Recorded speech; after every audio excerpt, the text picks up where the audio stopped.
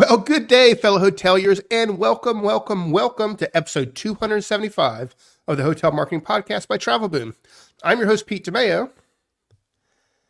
And I'm Mackenzie Livernoy. And together, along with the team off camera, we are the Boom Squad. Boom Squad, jazz hands. Yeah. Awesome. Well, hey, Mackenzie, we got a big show today. And if you are tuning in live on LinkedIn or YouTube, hello, and thank you for joining the show. We're starting to see some more and more people join in on the live episodes. We absolutely love that. And if you guys keep joining in, then we can start doing some actual live comments on the show and things like that to make it even more fun. But that's going to require you to do your part and join the show. So you can do that on our LinkedIn page or on YouTube. But either way, if you want more information about the show, just go to travelboommarketing.com/podcast and get everything you possibly need. But today, what we're going to be talking about is something you probably don't know about. Mackenzie, I know you and I have just been doing a lot of research on this as well, and that is GEO, or GEO, which is short for Generative Engine Optimization.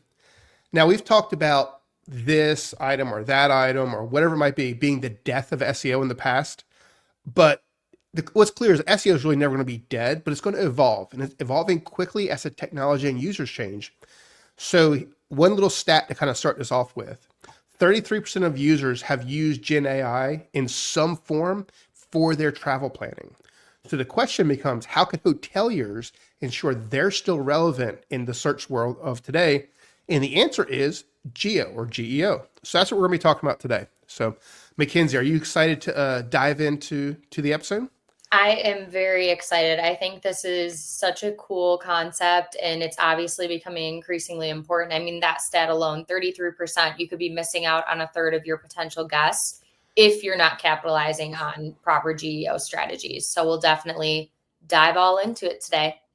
For sure. So, but really before we dive in, let's stay on the AI discussion topic and do our little icebreaker. So Mackenzie, what is some way you have used AI to make your life better today?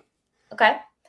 Well, I obviously use it for pretty much everything now. I swear, once you start, you can't stop. And there's just always ways to use it it's like a little cheat code. I love it.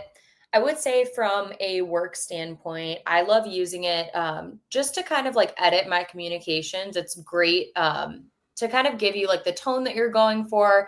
What I'll do is, like, if I have an email draft or even an internal message, I'll put it in there and I'll ask it like, okay, this is exactly what I want to say, but can you just pretty it up? And I love doing that. It's really hard to even just send anything without doing that now. So it's quickly becoming like a recurring habit for me. And then from a personal standpoint, I probably shouldn't advise this, but it's kind of becoming my new WebMD. I love using it for like health questions and just kind of like generic information. In that sense, I feel like I've learned a lot and it's easier for me to digest than Google. And I think that goes to show, the whole reason why it's becoming popular is the fact that it's scannable, it's providing you with a ton of information, and it's super digestible. Well, one of the main reasons people are using at least ChatGPT now is as a therapist, which is not always the best solution because you don't know if they're using hallucinations to expand on your hallucinations. But true, yeah. Feed on your delusions. Yeah, so as long as you're checking the data to make sure everything is correct, then that's an awesome way of using it. Yeah, I think there's definitely a barrier, but to just get like general information, and I don't think I'm like a hypochondriac by any means, but every once in a while I have a question and it's just way easier to go there than Google to me. Easily. And I use it more like from a personal perspective. I'm using it more for my regular searches than I'm using Google or a search engine. My daughter just moved out to college, so we have an extra bonus room in our house now.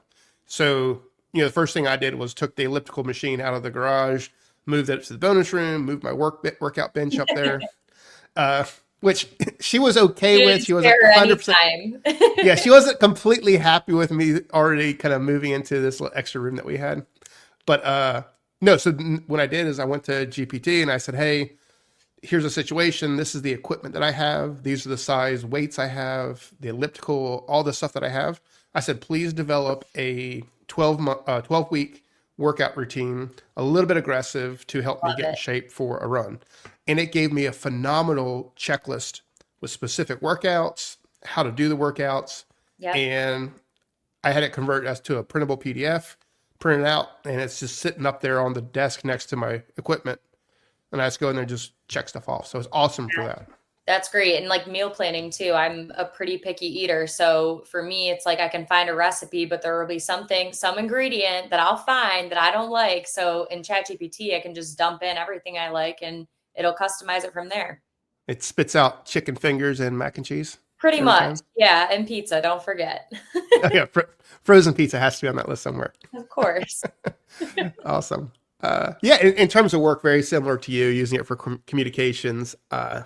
I love creating a custom GPTs or projects so that all the data is in one place and the chat gets better and better and better over time the more you communicate with it. So we honestly use it all the time for the podcast to kind of help get the script together and make things more concise than we usually are. So Yeah, I it's think that's great pretty for like cool. organizing everything and taking what's going on up here and actually putting it into something that, you can get through pretty easily. Yep, exactly. So, all right. Well, cool. So that is kind of the icebreaker that we have. We're going to jump right into my favorite topic, and that is with hotel marketing that cannot lose. Now it's time for newsaroos. All right. So we got a pretty cool news item today, and it comes to us from The Guardian. So I'm actually, if you're on YouTube or LinkedIn, actually, we're sharing a link to it right now, but it's a really interesting article. And what it talks about is the group of hotels, which is based in the EU, which is called HOTREC, which is the hotels, restaurants, cafes in Europe. They have brought suit against Booking.com over their rate parity practices and accusing Booking.com's rate parity and best rate guarantee as being abusive practices for the hotel because it prevents the hotel from having a better rate on their own website. It prevents them from offering a rate but suggesting that the person book it direct. And it's a really interesting piece of or lawsuit that's working its way through the EU right now because the HOTREC represents over 10,000 hotels across Europe. And this suit is really going to potentially define how those rate parity rules impact all of us. So, interesting article. We have a link to it in the show notes. It was published back on the 7th of August, excuse me. But yeah, it's thousands of hotels in Europe sue Booking.com over abusive practices. What do you think, Mackenzie? It's pretty crazy. I mean, obviously it is still relevant to us, but if we have any European listeners, I would love to kind of get your insights on it. It's pretty crazy. I'm excited to follow along and see how it shakes out. Yeah, it's definitely an interesting one. It's something that's been popping up over and over again. Granted, in the U.S. market, it will take a while to have any impact here. It has to go through a lot of appeals, Yeah. regardless of the decision that's made on the European side before it ever makes it over here. So we will be watching that one very, very closely. Yeah. All right. So yeah, Awesome. that's what we got for the news today. Mackenzie, you got some cool stuff though. What you got going on? Oh, yeah. My favorite section is RFI or Room for Improvement, where we scour Reddit hotels and find some of the most entertaining, I should say relevant, but oftentimes entertaining hotel threads. And we discuss, were they right? Were they wrong? How could they improve the situation? Are we team guest? Are we team hotel? Are we both? Are we neither? So we'll get down to business with this one today. So this comes to us from Connect Attention 95, not the best username. We usually, I know. I was like, that should have disqualified this person to yeah, start with. yeah, it was a good one, but their username's not the best. We deduct points for that. But subject reads, increase direct bookings 32% by fixing our tech stack instead of spending more on ads. So immediately this jumped out to us. Running a 95-room business hotel, watching OTA commissions eat our margins. I'm sure plenty of you are listening and nodding your heads. Tried throwing money at Google ads and Facebook campaigns with minimal results. then realized our booking process was the real problem. The diagnosis: website booking engine was slow and clunky. Mobile experience was terrible. Guests were starting on our site but finishing on booking.com, speak of the devil, because it was easier. The research phase: spent weeks testing our competitors' booking flows. Good job to them, I would say. Used resources like Hotel Tech Report to understand which booking engines other similar properties were using successfully. Discovered our current provider had consistently poor reviews for mobile optimization. I want to pause there because two things that I think are great is the fact that they went through their own booking journey and their competitors, but also the fact that they're talking about mobile optimization so much. But I'll keep going. Okay. What we implemented: upgraded to a mobile first booking engine, simplified the reservation process from 6 steps to 3, so cut it in half, added real time availability and pricing, integrated with our PMS, so no more manual double entry. But apparently, they faced some unexpected challenges. The staff training took longer than expected. Integration with revenue management system required custom development, and some payment processing issues happened during the first week. But the results they saw after 6 months: direct bookings increased by 32%, as they mentioned in the subject, which is great. Mobile conversion rate was up by 45%. They reduced dependencies on OTAs from 68% to 51%. And guest complaints about booking process were down to nearly zero, which is pretty great.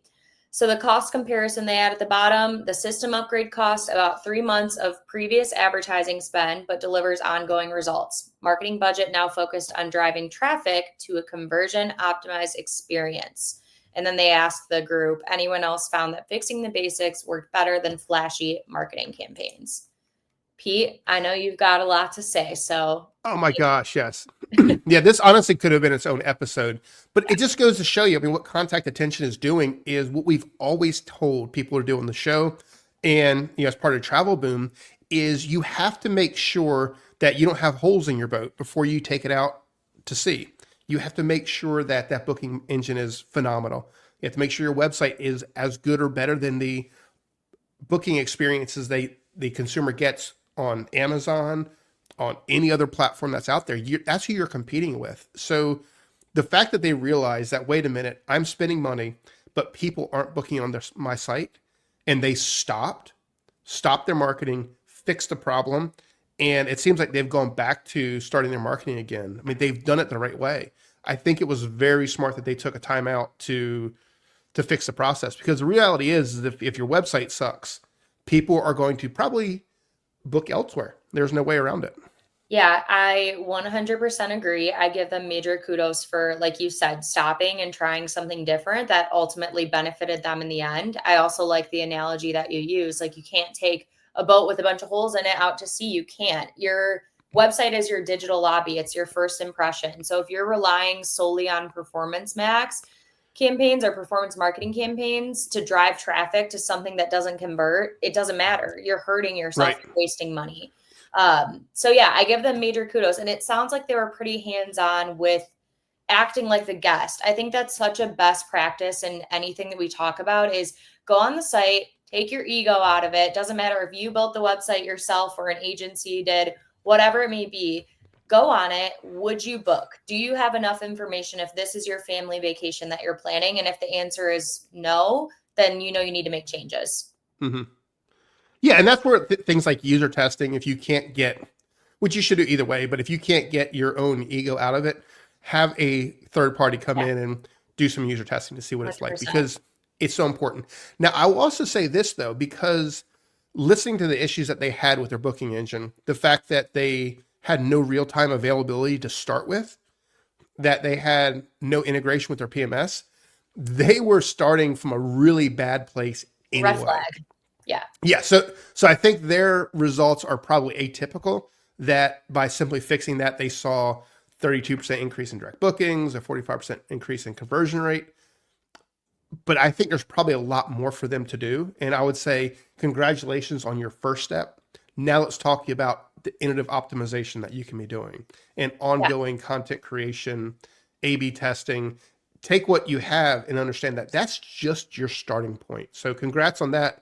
But Now, don't take your foot off the gas. Keep it going. Yeah, and I think like with that last, question that they're posing, flashy marketing campaigns. Well, I wouldn't necessarily say that paid search campaigns are flashy marketing campaigns, and I wouldn't rule them out. They seem a little jaded about ever doing that again, and I wouldn't recommend that. Now that you've got a well-oiled machine that can act as a steroid, you're targeting people in specific geos. So I just wouldn't, yeah, like you said, I think congrats for the first step, but there's definitely more to be done, and we shouldn't just rule out some of those tactics that they were using before. Yep. And I'd say kind of wrap everything up. I think Connect Attention needs to come back to this Reddit post that they made, because everybody's asking them, what booking engine were you on that wasn't working? Which one did you move to? And they had a bunch of questions for them. So join back in the community and share your thoughts there, Connect Attention. Yeah. What if Connect Attention is listening? What if? That'd be pretty cool. They say, hey, listen, I heard about you guys commenting on my Reddit post on the podcast. Yeah. That'd be awesome. Awesome. Well, cool. Right. So I think that's a pretty solid RFI. I think we're ready to dive into the main topic, which is a big one today. Yeah. So what we're going to be talking about is, what is GEO and why should a hotel care?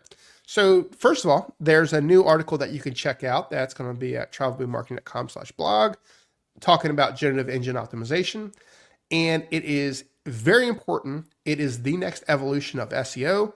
And we're finally starting to see search engines lose a little bit of market share to AI tools. Like we were just talking about with ChatGPT or Gemini or whatever platform you're using. The search engine is becoming less relevant. Not irrelevant, just a little bit less so. And we're going to have to evolve. And that's what we're going to be talking about today, is understanding what GEO is, how you can implement it. And because it's the Hotel Marketing Podcast, we have specific things to do that are going to make it better for you to optimize your campaign. We got that broken down into four parts here. We're going to talk about what is GEO. We're going to talk about why it matters to hotels. We're going to talk about how it works. And then lastly, we're going to talk about some practical strategies for you to put in place. Yeah. And I think that's where we should start, right? Let's get into it. Yeah. So it's a hot button right now, and it's another acronym, of course. So let's settle the score. Let's just get this done right up front. If you don't know what it stands for or what it actually is, GEO stands for Generative Engine Optimization. It's the strategy that's going to help your brand, your hotel, show up inside AI-powered tools and generative engines. So think things like Google's search engine, their generative experience that they have on there, ChatGPT, Perplexity, all of those other LLMs. So people can directly search information about your hotel on that. So SEO has always been about one thing, and that's helping your site show up when somebody searches for something like hotels near me, or, we're based in Myrtle Beach, so I'll use that as our example. Best beach resorts in Myrtle Beach. It's very technical and foundational, and it's all about rankings.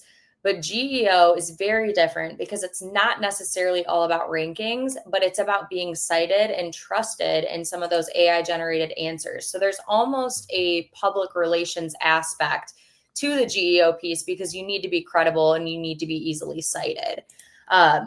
So I know that, is kind of a roundabout answer, but it is very different from SEO. But as Pete said, it does work in tandem with it. I wouldn't completely abandon all of my SEO strategies to go all in on GEO yet. Maybe we'll get there someday in the future. Who knows? Probably, but not right now. It's important to be showing up for both. Absolutely. And what we're going to be talking about kind of throughout this episode is what we're doing is taking the fundamentals of SEO and making sure that we are tailoring those to work just as well for the search engines, but also work for the AI engines also, because they are looking at similar data sets. The question kind of becomes, how are they using that data and understanding the kind of intricacies of each platform? So yeah, I know this, or go ahead. Sorry. I was just going to say, we know in the SEO world, on the SERP, things are always changing on Google's algorithm. So for our job as hotel marketers, it's important to understand how the LLMs work and how they're actually, pulling this information and citing it. There's constantly changes with Google, and there's probably going to be lots of changes as these AI engines continue to evolve as well. Yeah. And I think one of the examples that you talked about was the best family friendly resorts in Myrtle. I actually have a screenshot of that because when you do that search, you get the first result is Dunes Village Resort, which is one of our clients.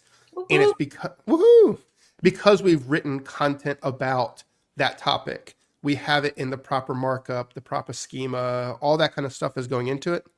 And I think one of the big things with GEO is there's not 10 answers, it's one answer in many cases. And we have to kind of factor that in. Yeah, So, absolutely. Well, pat on the back for Dunes woo. Village. Shout out to them. So, hey, separate question as well. Did you watch Team Umi Zumi when you were little? I didn't. I was just old enough to not watch that, Okay. but I know Because what it is. my kids were all into it. And every time I hear Geo, I always think of that little character. And I Oh, stuck I it in love it. that's that Oh, little that's character what is you in the have in show the note. show notes? I Yeah, was wondering. that's Geo Oh my from Team Umi God. Zumi. He's so cute. Yeah. Awesome. He's our But yeah, mascot for this episode. exactly. Cool. But awesome. Yes, that's a good example of kind of what Geo is. I think that's perfect. So the next question really becomes, why do hotels even care? Yeah. Why are we even making a whole episode on this today? Yeah, I think we did our research and there's a lot of information that's coming out about how it's going to impact hoteliers, how it already is. So, on average, every OTA booking, we already know this, costs a hotel around 16% commission. So, what GEO does is it allows you to be found before a potential guest ever even gets to those traditional search results. So, the goal is for them to find you either organically, if you can't beat the OTAs, or on an AI engine. So the article that we looked at quoted, with GEO, your content can show up directly in AI generated responses, which gives you first touch visibility. And then a travel pulse survey that we looked at from August 11th finds that 33% of US travelers are using Gen AI in the travel process compared to 22% in the UK, 19% in France, and 15% in Germany. So it's all the more important for our US listeners to, really be making the most of that. Like we said in the beginning of the episode, that could be a third of your potential guests that you might not be getting in front of. Well, I think they're getting in front of them, but Yeah, they're not getting in front of them at the impression share that you'd like. sure. Kind of like with where you see in the EU and in the UK, they're a little bit ahead of us with that legislation with Booking.com and whatnot. Yeah. But the US market does appear to be significantly ahead of the curve in terms of using AI to replace that search engine to a certain level. So Yeah. you kind of have to be in both places, but not being able to be optimized for geo is a huge, huge red flag for the rest of 2025 and into 26. Yeah. And it really does bolster that awareness. You've got to use it to your advantage. So I definitely agree. But specifically with sticking with the US travelers, 19% of US travelers have used Gen AI to plan at least one trip, with similar figures in the same countries we just mentioned. The UK is at 19% as well. France is a little bit higher at 30, and Germany is at 16%. So you've got nearly 20% saying that they've used AI to plan at least one of their trips. I mean, I know that's my go-to. I didn't want to steal the main topic's thunder in the beginning of our conversation on the pod today, but yeah, it is a game changer for travel. I'm Mm-hmm. definitely using it when I'm planning trips, especially for lodging. I think it's all the more important. I don't think it's as important when you're booking things like airfare. Like you can go straight to the site, and a lot of people almost have their, preferred companies that they go through. But I would say for lodging, people will go in and easily search things about your location and what kind of features and amenities do you have. Yep, exactly. And this is not just about just a hotelier side. This is the DMO as well. So because where I use it is going on a trip is like, hey, what are some fun things to do around certain Yeah. location? And it's all those very specific searches that AI is really excelling at. Yeah. And if you want to go even more macro from there, I know I want to do an East Coast road trip at some point, like a Northeast road trip. I know I want to go to states like Maine. I don't know exactly what cities I want to go to. So I'm going to go into ChatGPT and ask for a summary of some of the most popular cities to visit in Maine, the activities that I can do there, and places to stay. So, it's really, really deep research that can be done on that. Yep. And then one last survey that we looked at by Cloud Astra cited that 35% of travelers in 2024 had used some form of AI when planning or booking a trip. And it rose to over 50% among millennials and Gen Z. So especially targeting some of the younger generation, it's extra important if that's kind of your ICP that you're looking to target is a younger audience. Yep. Yeah, and I think it kind of goes back to, this is not a new topic. If you go back literally years ago, on episode 87, we talked about how voice search could kill the search engines. And this is back when, Google Home and Dinosaurs were Alexa. roaming the earth.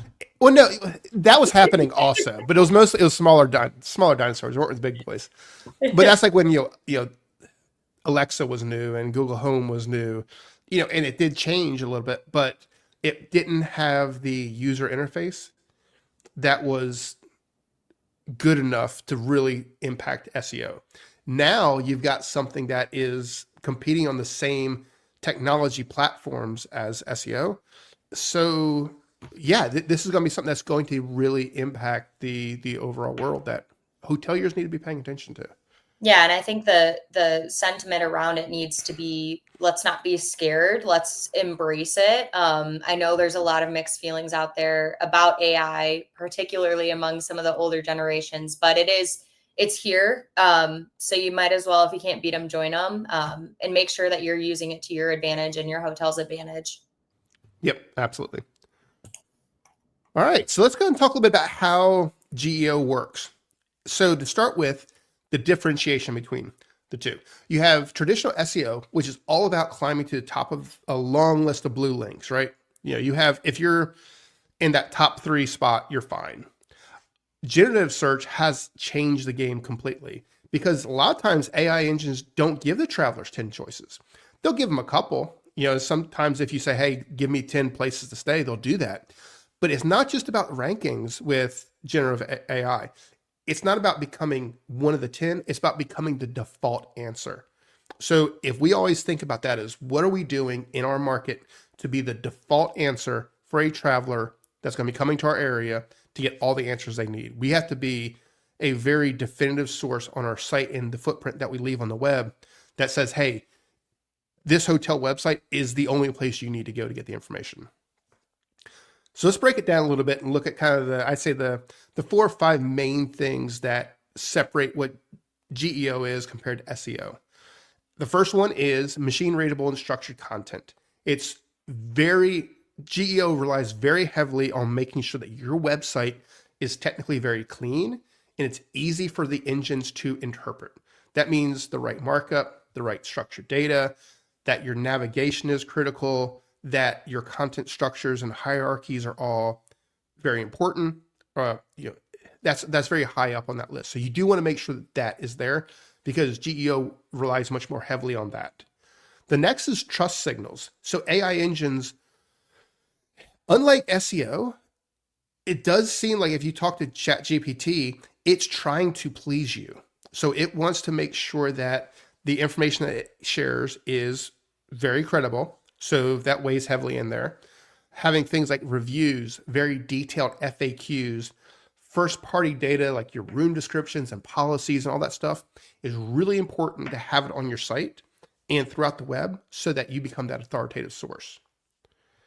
From there, you got your semantic markup. So schema, other structured data tools for address and things like that. That's all has already been incredibly important from an SEO perspective. Even more so now that you're starting to see more of the around me type searches on AI and the other tools that are being used, it's really important that the AI engines can translate your amenities, your rates, locations, all into a nice format that they can easily show to the person using the AI. From there, we got real traveler questions. So again, this is where AI is much more conversational. The query that someone types in or the prompt is not hotels near me. It's I'm looking for a hotel near Pensacola that has an indoor water park, walking distance to restaurants, and at least 4 stars on TripAdvisor. That's the prompt that you're trying to rank for. So if you can be conversational in your answers and hit those topics, you're going to do very well in answering all those questions. And I think kind of wrap up kind of what it is or how it works is it's more than just your website. So in the past, if you were trying to optimize your hotelwebsite.com, that's what you would optimize. With AI, you're trying to become that default answer, right? That means that it's not just your website. It's all the listings that you're in. Your booking engine can play a big factor in this. Previously, you didn't really optimize your booking engine. But when you think about it, the booking engine has real-time rates, unless you're with that booking engine that Connect Attention was using before. It has a bulleted list of what's in each room.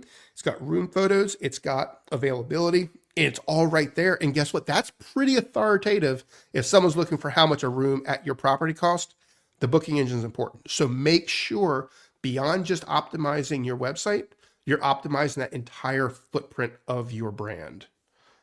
So I think that's kind of pretty much how it works. It gets a lot more complicated than that.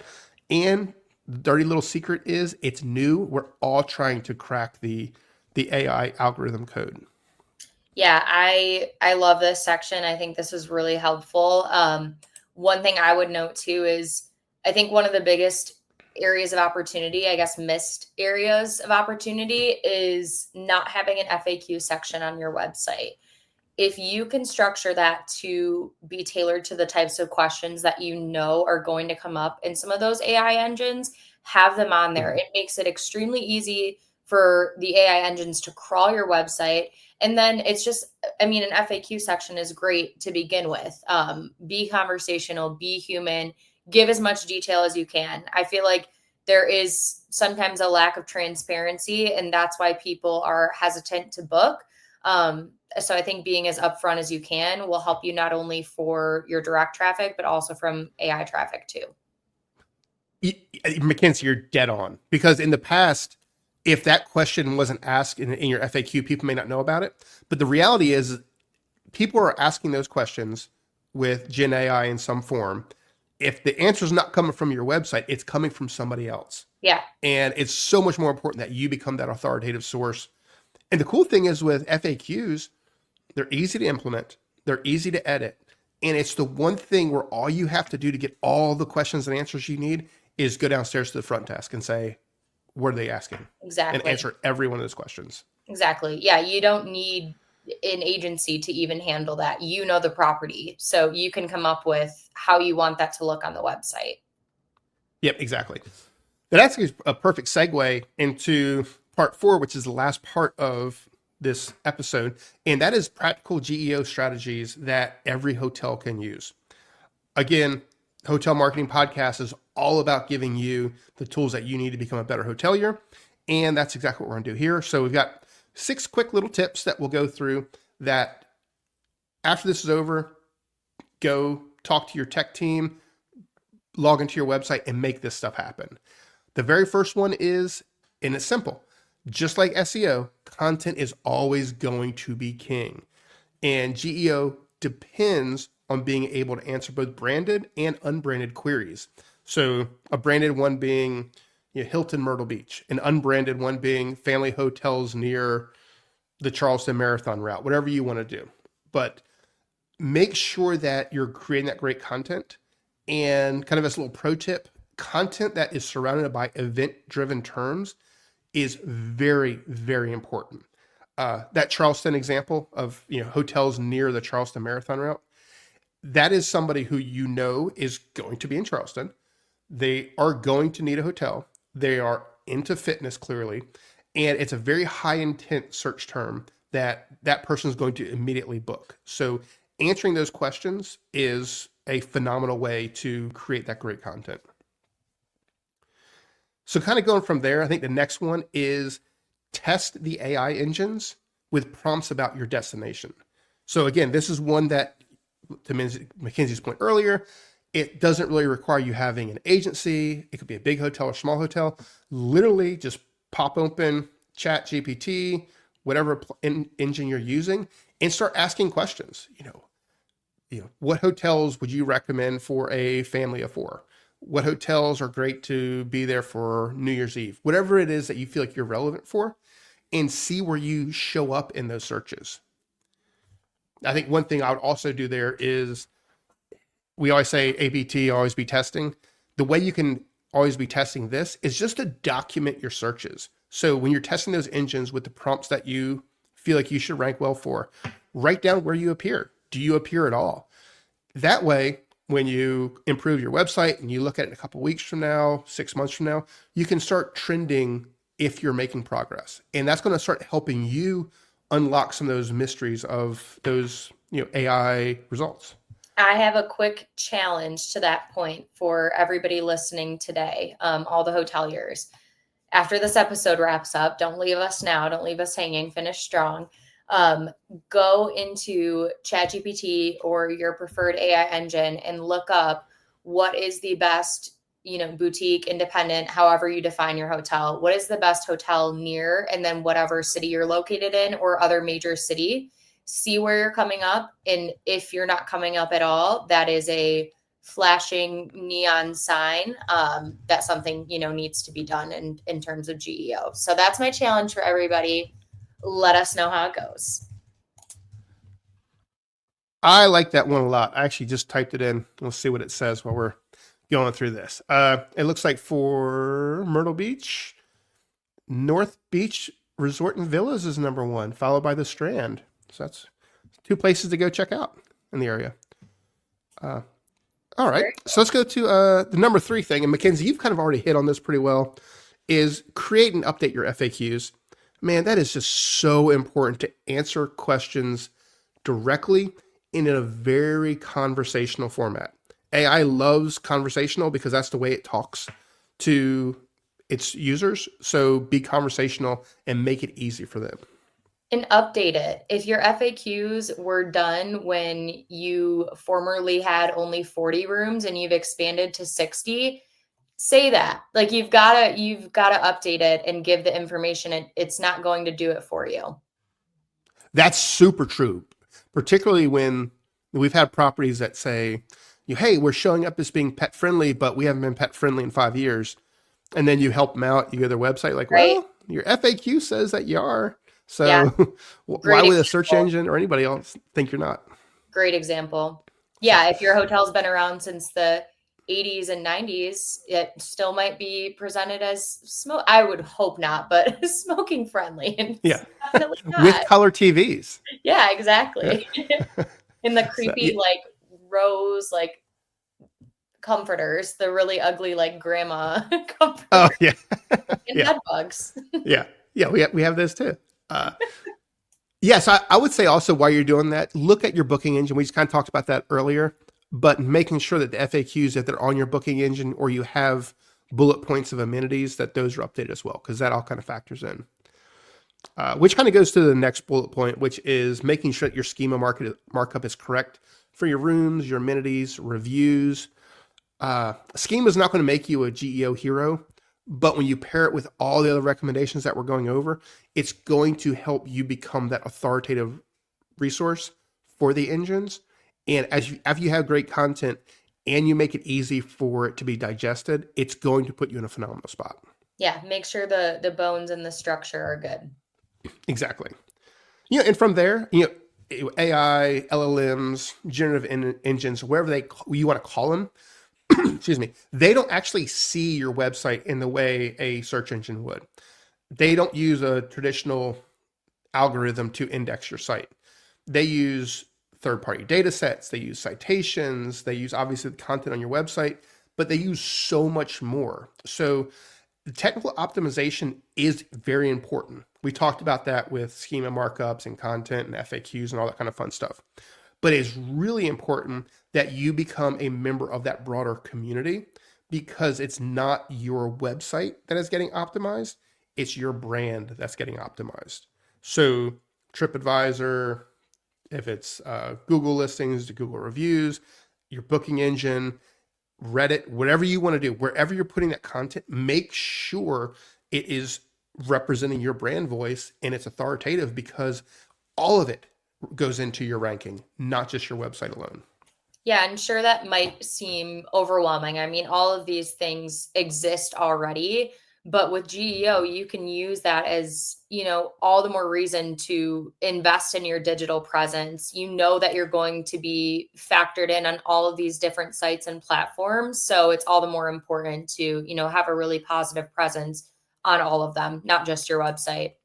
Yep. Yeah, and that kind of wrapping everything up from the recommendations is make sure that you're a content hub and that you're a knowledge leader. If you're ever thinking about, you know what, it's not worth having my blog, I want to just take it off, that's probably not the right choice. Instead, you need to lean into it and create some great content.